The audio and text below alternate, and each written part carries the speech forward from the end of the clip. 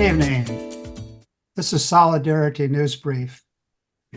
We're bringing you news highlighting the dignity of human life from conception to natural death. I'm Jim Hanink. And I'm Dominic Carlo. CBS News on May 25th reported that Louisiana became the first state to classify 2 abortion-inducing drugs as controlled substances, thereby making possession of the pills without a prescription a crime. Governor Jeff Landry, a Republican, signed the legislation classifying misoprostol and mifepristone as Schedule II drugs after it passed the state legislature earlier this week. Mifepristone is used in a regimen together with misoprostol to kill an unborn human being that is typically less than 70 days old. It works by stopping the hormones that supply the interior of the uterus. Without these hormones, the uterus cannot support the growing human being, who is then expelled from the uterus. Solidarity News Brief is not aware of any other states that are pursuing this classification of the abortion-inducing drugs. Paulette Harlow was sentenced to 24 months in prison after her conviction for violation of the FACE Act in connection with the blockade of a Washington, D.C. abortion clinic on October 22, 2020, according to the Federal Justice Department website. The FACE Act, or Freedom of Access to Clinic Entrances Act, was signed into law by President Bill Clinton in May of 1994 and made such forms of civil disobedience a federal crime. Paulette Harlow is 75 years old, wheelchair-bound, and in poor health. She's the 10th member of a group sentenced for blockading the abortion clinic to protest abortion, a procedure which intentionally kills an unborn human being.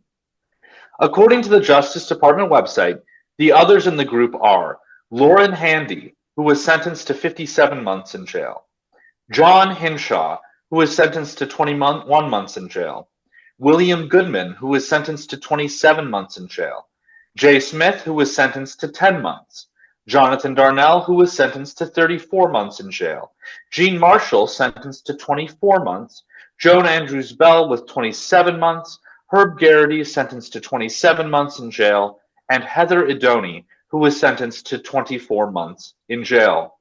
All will also have to serve 3 years of supervised release. Father Fidelis Moshinsky, a priest of the Order of the Franciscan Friars of the Renewal and affiliated with Red Rose Rescue, an anti-abortion group, was released this week from prison in Washington, D.C. He had served a 3-month sentence. According to a Justice Department website, quote, Moshinsky, a Franciscan friar, arrived at the health center wearing civilian garb. He fastened several padlocks and bicycle locks to the gated entrance of the health center, rendering the entrance impassable. Some of the locks had glue poured into them. After police and fire department personnel arrived at the health center and cut the padlocks, Moshinsky returned to the scene wearing a religious robe and laid his body in front of the gate, blockading vehicles from entering the health center parking lot until he was arrested by officers from the Hempstead Police Department, end quote. According to an interview posted on LifeSite News, Father Fidelis stated, quote, when the state seeks to prosecute, punish, and imprison those who are defending the lives of unborn children and their mothers from the brutal violence of abortion, it is clearly acting in a criminal and unjust manner. These prosecutions are an abuse of judicial authority and a sin in the eyes of God. Elon Musk's Starlink has connected an isolated tribe to the outside world and divided it from within, according to a New York Times article from June 2nd, 2024. The isolated Amazon tribe called the Maruba people have recently received internet access through Starlink with connection equipment being brought through the deep forest on the backs of people.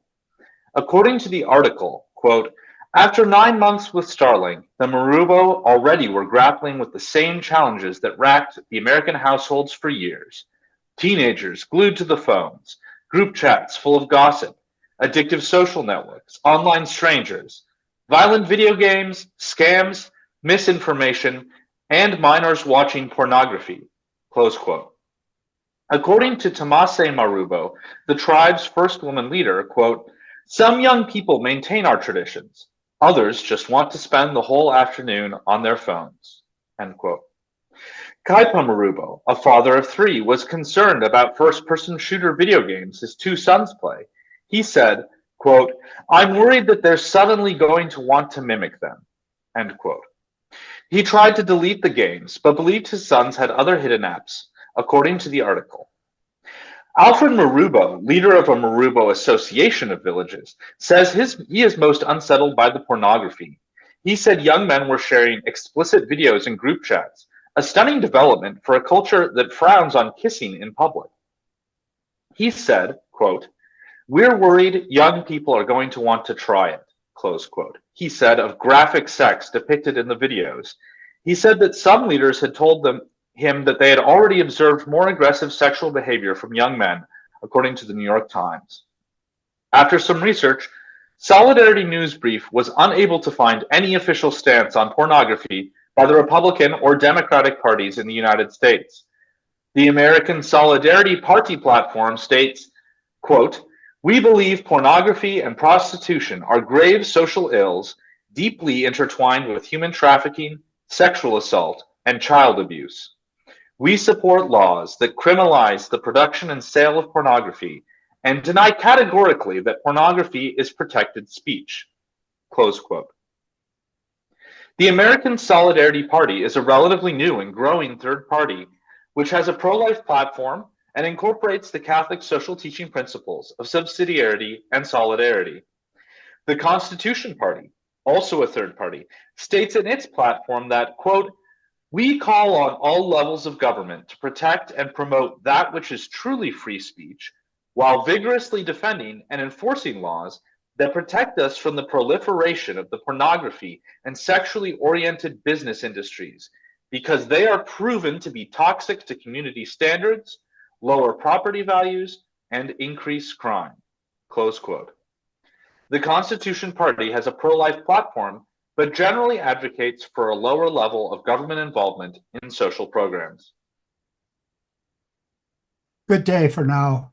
And remember, all human life has dignity from conception to natural death.